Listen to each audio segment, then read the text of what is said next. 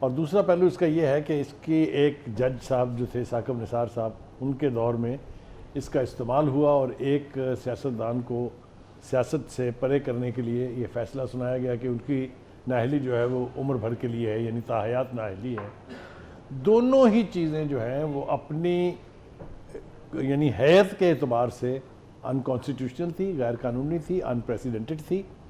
دنیا کی کسی بھی ڈیموکریسی میں اس طرح کی شک جو ہے وہ نہیں ہے کہ کسی سیاستدان کو ہمیشہ کے لیے یا عمر بھر کے لیے آپ نااہل کر سکتے ہیں۔ تو میں سمجھتا ہوں کہ قاضی فائز عیسیٰ کے تحت جو یہ بینچ اس کو ریویو کر رہا تھا صورتحال کو، خاص طور سے سمیع اللہ بلوچ کے کیس کے حوالے سے، جس کو انہوں نے انڈو کر دیا ہے، نل اینڈ وائڈ قرار دے دیا ہے، تو میں سمجھتا ہوں کہ سیاستدانوں کے لیے راستہ کھلنا تو ایک بات ہے، لیکن جس طریقے سے یہ راستہ بند کیا گیا تھا اس کی جتنی بھی مذمت کی جائے وہ کم ہے۔ اور میں سمجھتا ہوں کہ سپریم کورٹ کا یہ فیصلہ تاریخ کے اوراق میں اور پی ایل ڈی کی کتابوں میں ایک اہم پریسیڈنٹ کے طور پہ جو ہے وہ موجود رہے گا، اور کسی بھی سیاستدان کو، کوئی بھی ملٹری ڈکٹیٹر ہو یا کوئی بھی اور دوسرا،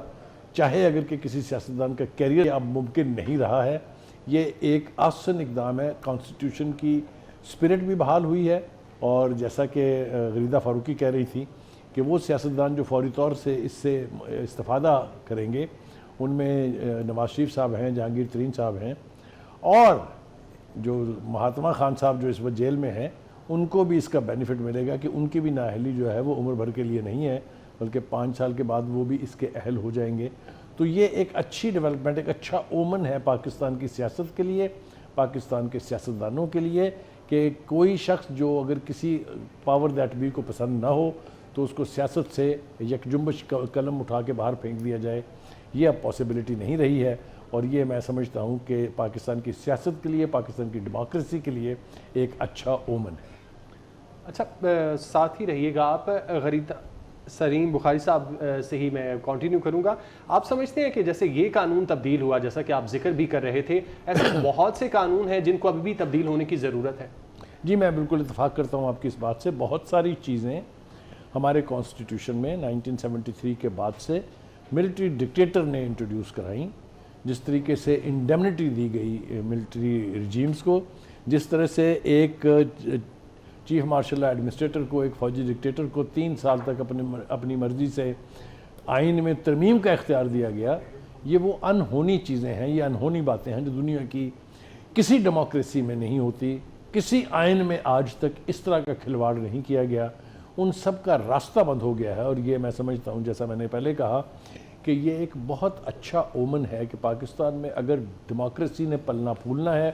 اگر پاکستان میں سیاستدان جو ہیں انہوں نے سیاست کر کے ملک کا نظام چلانا ہے، تو اس حوالے سے یہ بہت بڑی ڈیولپمنٹ ہے، اس کو ویلکم کرنا چاہیے۔ اور میں نے جیسا پہلے کہا، میں ریپیٹ کر رہا ہوں اپنی بات کو، کہ یہ پاکستان کی سیاست کے لیے، پاکستان کی ڈیموکریسی کے لیے، پاکستان کے سیاستدانوں کے لیے ایک نئی ابتدا ہونے جا رہی ہے، کہ یہ جو تلوار لٹکی رہتی تھی ان کی گردنوں کے اوپر کہ آرٹیکل 61، 62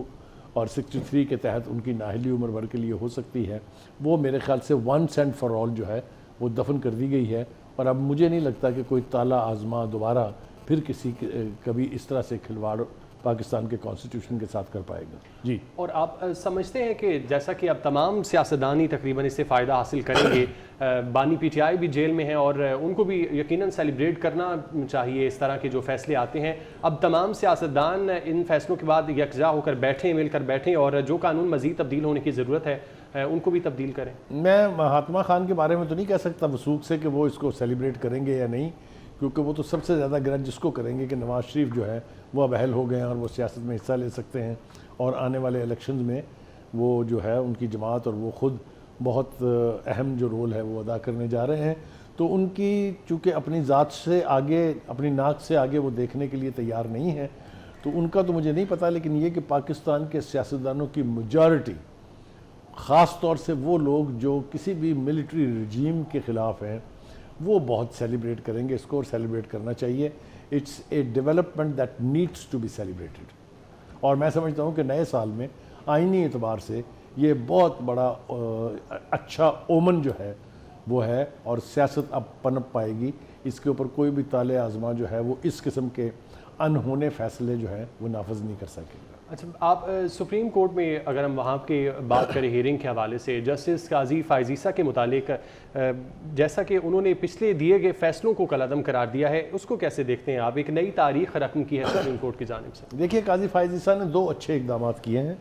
ایک یہ کہ انہوں نے اہم کیسز کی جو پروسیڈنگز ہیں، سماعت جو ہے اس کو لائیو کر دیا ٹی وی کیمرہ کے اوپر، لہٰذا وہ جو ججز اپنی مرضی کے فیصلے امپوز کرنے کے لیے راہ فرار اختیار کرتے تھے اس کی گنجائش نہیں تھی۔ پورے پاکستان نے اور بلکہ اکراس دا بارڈرز ساری دنیا نے یہ پروسیڈنگ سنی ہے، اس لیے اس کے اندر کوئی ایسا بل نہیں ہے جس طریقے سے پہلے ہوتا رہا یہاں پر کہ بہت سارے جو وکیل ہیں جنہوں نے بڑے بڑے نام بنا لیے فیصلے کر کے،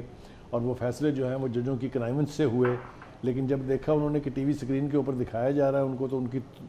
وہ بولتی بند ہونا جس کو کہتے ہیں، میں نام لینا نہیں چاہتا ہوں لیکن میرا مطلب سارے سمجھ رہے ہیں کہ کون سے وکیل ایکسپوز ہوئے ہیں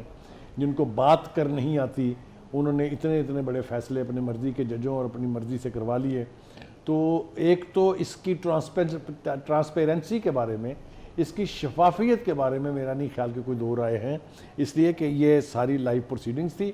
اور آرگومنٹ جو دونوں اطراف سے آئے وہ جو ہے وہ سب نے سنے۔ دوسرا اس کا اہم پہلو یہ ہے کہ چیف جسٹس صاحب نے بھی اور دیگر جو ججز تھے، خاص طور سے منصور علی شاہ صاحب اور دیگر جو ججز تھے جنہوں نے اس کے حق میں فیصلہ دیا ہے،